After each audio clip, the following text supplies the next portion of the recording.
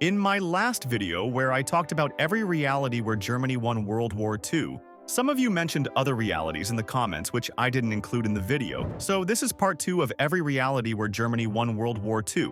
Let's get into it.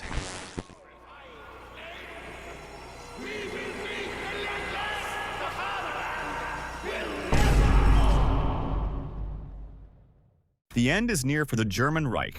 The Allies are advancing into Berlin while Mustache Man and his gang in the bunker are absolutely cooked. One guy proposes a German surrender to the Allies, but Mustache Man doesn't like that. Instead, as a last-ditch effort, he executes Plan Z and unleashes the dead by using satanic rituals. So you might be wondering, slow-walking zombies shouldn't be no big deal for the Allies, and maybe at most, delay the inevitable for Germany. Well, my friend, it seems like the Allies didn't have Juggernog because the entire European continent gets overrun with zombies. There are 4 playable characters in the game: an American, German, Russian, and Japanese guy who are tasked with obtaining the Saga relic, which seems to be the key to stopping the zombie invasion. Mustache Man during this time gets snatched from his cozy little bunker and turned into an undead version of himself. In the final mission of the Zombie Army trilogy, the 4 characters confront Mustache Man in his zombie factory and kill him by using the Saga relic. Wow, yay, it looks like Europe is finally saved. Well, that's not really the case because in the sequel, Zombie Army 4, it is explained that zombies are still roaming Europe and that the war against the zombies has been named the Dead War. So the same 4 main characters go on a mission to stop the zombie threat once and for all. They discover that fanatical cultists have brought Mustache Man back from hell and given him superpowers. In the finale, Mustache Man pulls up to Rome in his gigantic tank, so the characters fight him for the last time. After destroying his war machine and beating him to a pulp with the Saga relic, all the zombies' heads explode and Europe is finally zombie-free. So in the end, Germany technically lost, but I will still count it as a win because Germany assured mutual destruction, and I don't think the Marshall Plan is going to help Europe rebuild anytime soon.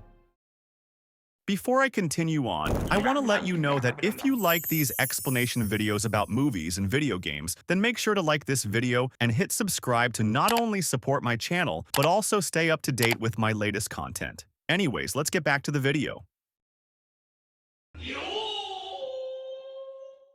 The changes from our world begin on April 12, 1936, when Japan signs a non-aggression pact with the Republic of China. After this, everything stays pretty much the same. Germany invades Poland in September 1939, then invades Denmark and Norway in April 1940. Over in the UK, Churchill was to become Prime Minister of the UK after Chamberlain's resignation, but during his time on the battleship Royal Oak, a torpedo from a German U-boat sank the battleship, and Churchill was caught in the resulting explosion. Although he survived and was rescued, Churchill fell into a coma and was no longer able to become Prime Minister. As a result, Lord Halifax was appointed Prime Minister instead. Continuing on in May, Germany invades France through the lowland countries. By using blitzkrieg tactics, Germany was able to encircle 400,000 Allied troops in Dunkirk. Since Halifax was kinda incompetent and was yet unable to establish a wartime system for the UK, the ships needed for the evacuation of Dunkirk were unable to be sent.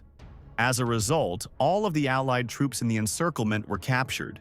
Germany then subsequently conquered France too. In July of 1940, the British mainland air battle commenced. The UK was doing great in the beginning, but Lord Halifax's poor war efforts delayed the centralization and thus efficiency of aircraft production, which made the Royal Air Force eventually get overwhelmed by the Luftwaffe. Over in Africa, the invasion of Egypt began on July 15, 1940 by Italy. Since the UK was considerably weakened by the loss of Dunkirk and Halifax's poor leadership, the Italians seemed actually capable and pushed the British back. That didn't really matter because an uprising in Egypt forced the British to retreat behind the Suez. Fast forwarding to June 22, 1941, Germany invades the Soviet Union, and Japan joins in on the east. The Soviets were able to halt the Japanese advance in Siberia, but lost Stalingrad, Leningrad, and Moscow to the Germans by the beginning of 1942. On February 26, 1942, a peace conference was held between the United Kingdom and the Axis powers. In the end, the British were forced to give up massive amounts of territory in Africa to the Axis. Before we continue, we have to look at what Japan has been up to.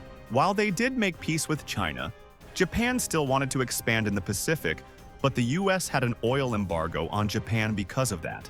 To secure oil imports and continue the war with the Soviet Union, Japan negotiated with the US to lift the oil embargo, but was presented with the Hull Note, which called for the withdrawal of all Japanese forces from the Soviet Union, Manchuria, and French Indochina.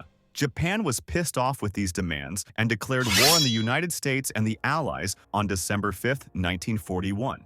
Germany, however, decided not to declare war on the United States and even dissolved the alliance between Japan and Germany on December 17th of the same year. Japan, now alone, continued on with its conquests. Heading into 1944, the Soviet Union signed a conditional surrender with Japan and Germany. The Soviets ceded eastern Siberia to Japan and most of the territory west of the Urals to Germany.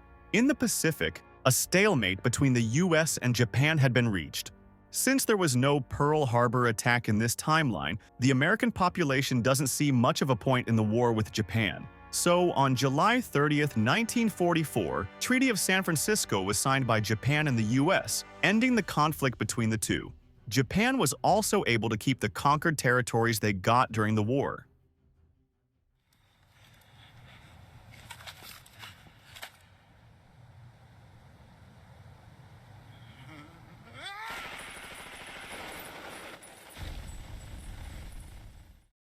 The film itself doesn't have much info about the Second World War II. However, it is one of many entries of the Kerberos saga.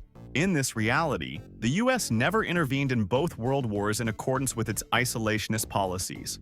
The Germans also seem to be much more advanced in this timeline, not Wolfenstein level, but significantly more advanced nonetheless. They are able to develop several advanced technologies during the Second World War, the most prominent being protect gears, a heavily armored-powered exoskeletons that distinctively feature a Stahlhelm and a gas mask with glowing red lenses. This could explain why Japan joined the Allies in this timeline, fearing that Germany would dominate the entire world with its superior tech.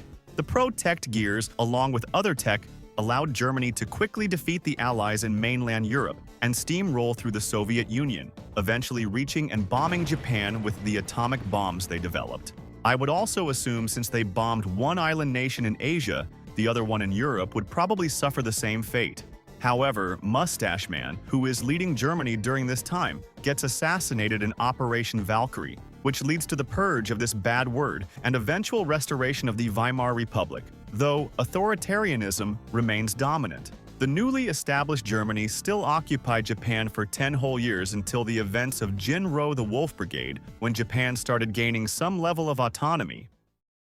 That is basically it, except for two more: The Ultimate Solution by Eric Norden and The Darkest Hour by Tony Schumacher. Unfortunately, I couldn't find any info on the internet on how Germany won the war. I won't bother doing a summary on these books, but if you want to check them out, I will have links in the description. Lastly, if you made it this far and enjoyed this video, don't forget to press like and subscribe. Anyways, see you in the next video.